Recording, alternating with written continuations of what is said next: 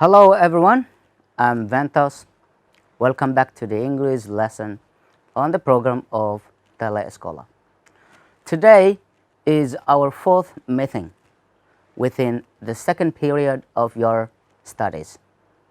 On this second meeting occasion, our English lesson is going to be all about the imperative form of the verbs.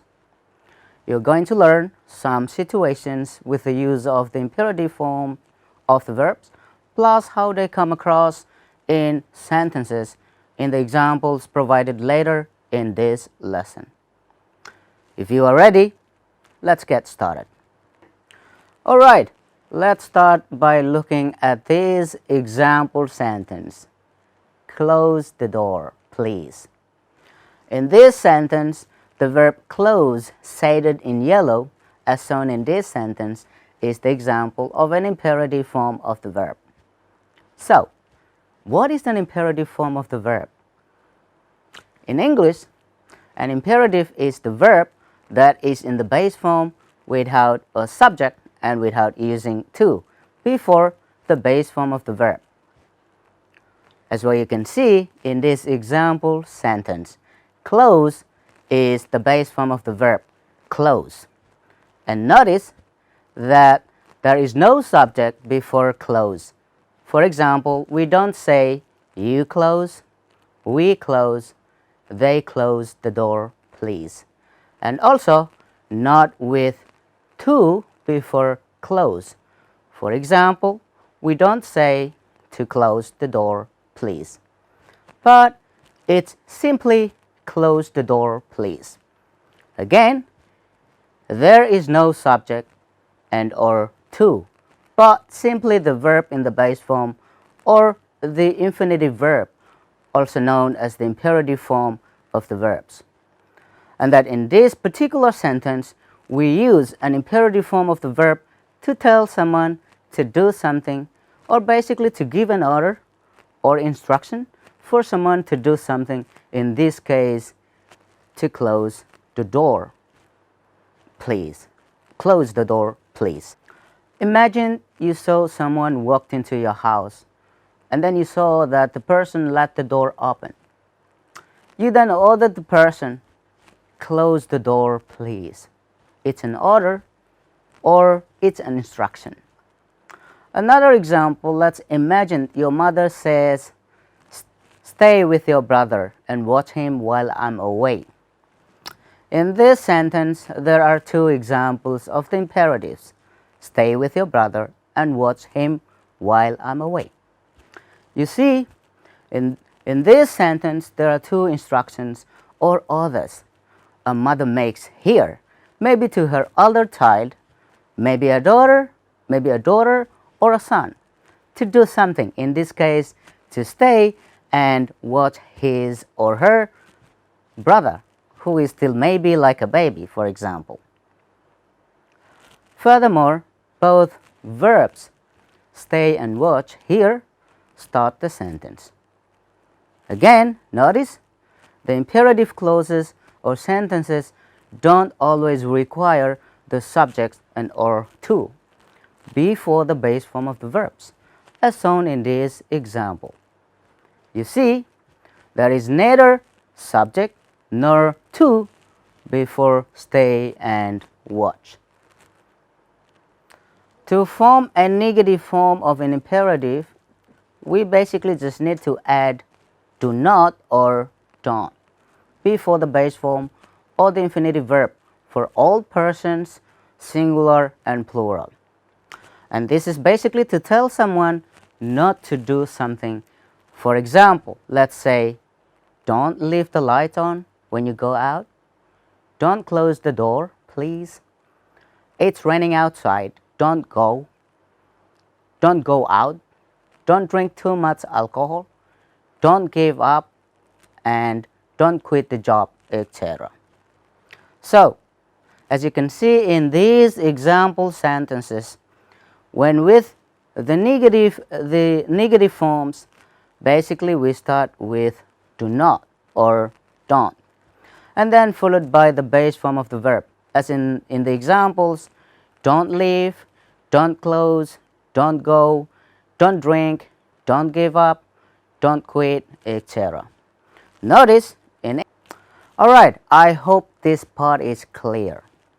Now, besides the use of the imperatives for making orders and instructions, with the examples we've just been through, let's also look at other common uses of the imperatives. These are the common uses of the imperatives. We also use the imperatives to encourage someone, to suggest something, to offer something, and to express wishes for someone's welfare, plus other situations. Let's look at them one by one, and let's start with the use of imperatives to encourage someone. For example, let's say when someone fails to do something, then we would say, try again. You see, in this example, we have try, as in try again is the base form of the verb try. Again, there is no subject and or to before the infinitive or the base form of the verb try. Further, it's really not an order, but if we were to say this, we are encouraging someone to do something. In this case, to try something again, for example. Let's look at other examples with it. Don't lose hope. Trust yourself. Have faith in God. Don't cry a lot. Don't feel so bad. Stay with us, etc. Now, moving on, let's look at the use of imperatives to suggest something or giving advice for someone. For example, let's say you have someone as a guest in your house, and that after talking for a few hours, then the person decides to leave. But when the person is about to leave, you see that it suddenly starts to rain. Then you tell the person, it's raining. Wait until the rain stops. Or, here, take my umbrella. In the first sentence, we have wait, as in wait until the rain stops, as the base form of the verb wait, serves as an imperative form of the verb to suggest something or giving an advice for someone. In this case, the guest, to wait until the rain stops.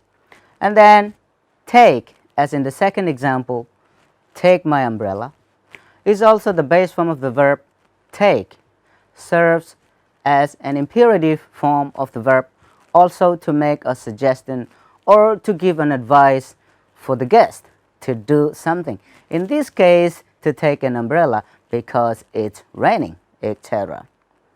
Again, notice there is no subject and or to before both the imperative verbs, in this case, wait and take, etc.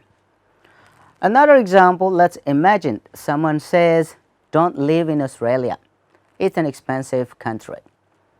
Now, this is an advice with the use of an imperative form in the negative form, or basically suggesting someone not to do something, in this case, not to live in Australia because of its expensive living cost. So you see, the person is suggesting or offering an advice that living in Australia is not an ideal, as you may not be able to afford living there, etc. Now let's look at the use of imperatives to offer something for someone. For example, let's say you offer someone a cup of coffee by saying, have a cup of coffee. Again, it's not an order, but it's more or less an offer for someone. In this sentence, the word have is the base form of the verb have, and it is a very common imperative used to offer something to someone in a polite way. Let's look at other examples. Try a slice of pizza. Have a cake. Take some fruit with you. Come to Australia with us, etc. Now, does there's one thing about this last example here. Come to Australia with us. Might sound not really an offer, maybe more like an invitation. But yes, it is more or less an imperative form used for offering an invitation. Now moving on, let's look at the imperatives used to express someone's welfare. Notice, in English, expressing someone's welfare is like wishing of a hope for someone's success, happiness, in a polite expression of desire for someone's welfare. For example, let's imagine you have a friend who is lying down in the hospital for being sick. Then you decide to visit him or her and wish him or her by saying, "Get well soon." So you see, in this sentence, the word get is the base form of the verb get, serves as an imperative used in this particular context, basically to wish someone, in this case the sick friend, to feel better or to get better, etc. Another example, let's imagine you are invited to a party. Then when at the party, you see that the food is already served on the table. And then you see that the owner of the party comes forward and says something like this: "Ladies and gentlemen, help yourselves to the meals and enjoy them." Alright, before I go on, notice help yourself or yourselves is a very common expression in English. Means to take something of what you want without asking permission or without hesitation. And it is used especially when offering food to someone or a group of people, as in the example, "Help yourselves to the meals." Again, in this example sentence, there are two base forms of the verbs. In this case, help yourself to the meals and enjoy them. And both serves as the imperatives used to express someone's welfare or a group of people's welfare, in this case to take the food without hesitation and to enjoy them, in this case the meals, etc. Let's also look at other examples of the imperatives used to express someone's or a group of people's welfare. Have a good weekend. We might hear this a lot, basically on Friday evening after a week of work.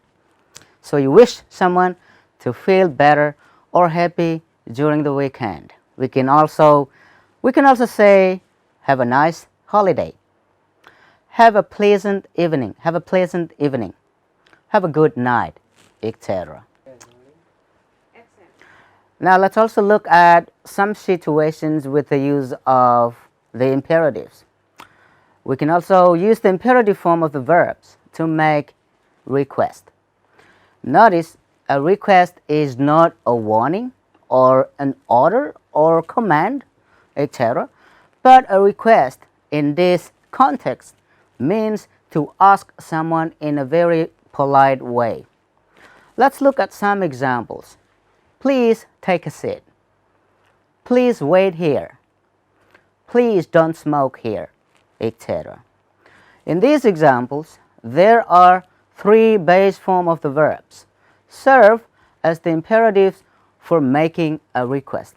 As in the examples, please take a seat, please wait here, please don't smoke here, etc. Now, there is one very important point I need to add here. Remember, we can also use the imperatives for explaining steps in a procedure as an instruction or order to do something. For example, as in the process of making a cup of coffee. Please listen to me saying them. First of all, boil the water with an electric kettle. Then fill in the coffee pot with the boiling water. After that, put some spoon of coffee flowers into the coffee pot. Next, leave it for a few minutes, depending on the coffee. Later, pour the coffee into the cup. Finally, put some milk into the cup and then enjoy the coffee.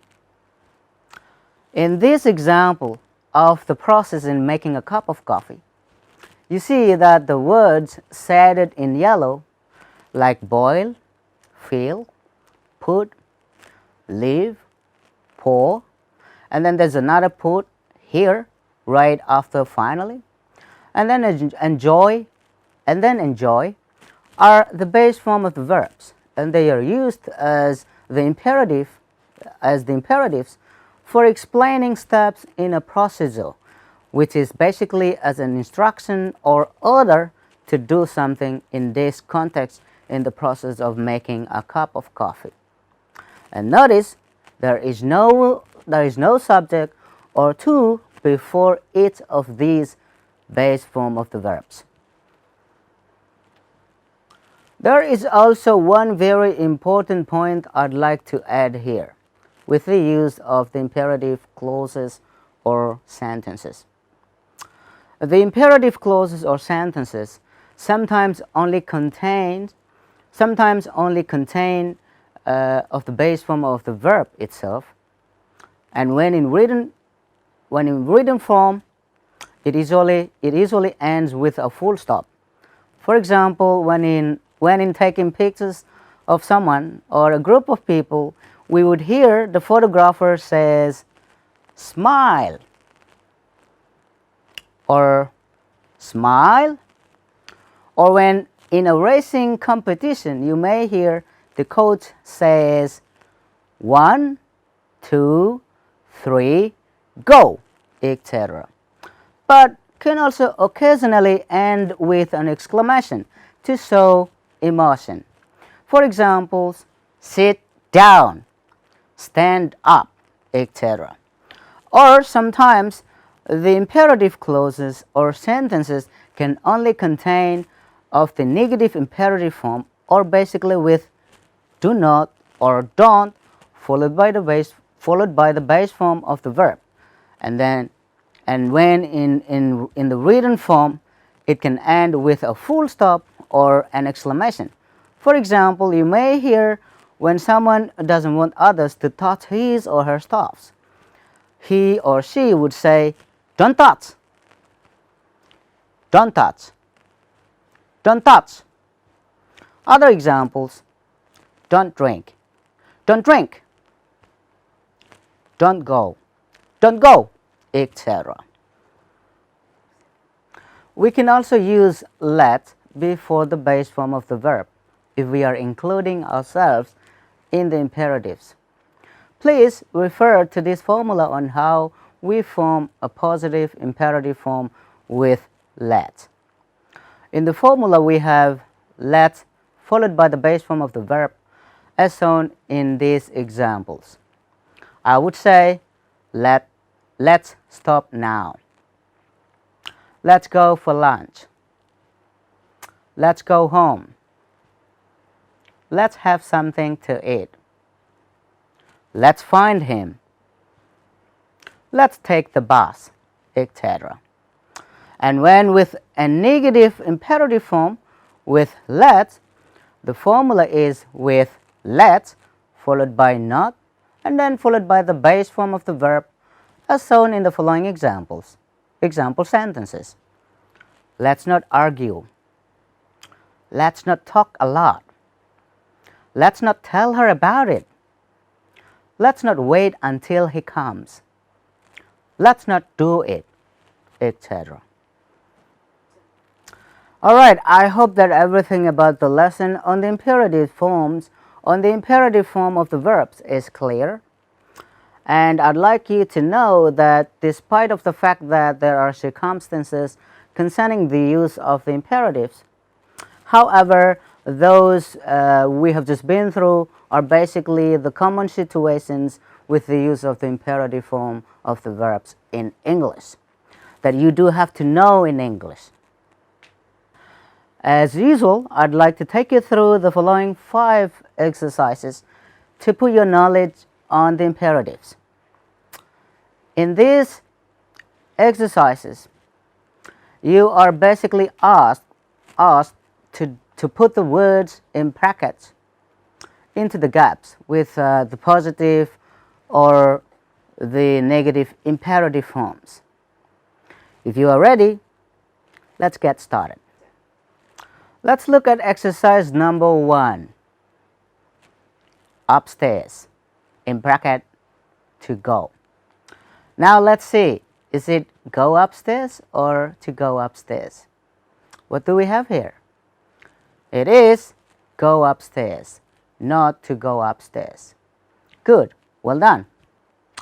Now, moving on, let's look at exercise number 2. In this lake, in bracket, not to swim. Now, is it not to swim in this lake or don't swim in this lake? Alright, we have got it. It is don't swim in this lake, not to swim in this lake. Well done. Now, let's come to exercise number 3. Your homework, in bracket, to do. Is it to do your homework or do your homework? Let's see. Yes, we've got it. It is do your homework, not to do your homework. Good. Now moving on, it's exercise number 4. Football in the yard, in bracket, not to play. Now, is it not to play football in the yard or don't play football in the yard? Let's see, what do we have here? Yes, we've got it. Don't play football in the yard, not to play football in the yard. Well done. Now it's the last exercise, which is exercise number 5. Your teeth, in bracket, to brush. Now, is it to brush your teeth or brush your teeth? Let's see. What do we have here? Yes, we've got it. It is brush your teeth, not to brush your teeth. Alright, you have been fantastic learners. See you in the next lesson. Goodbye.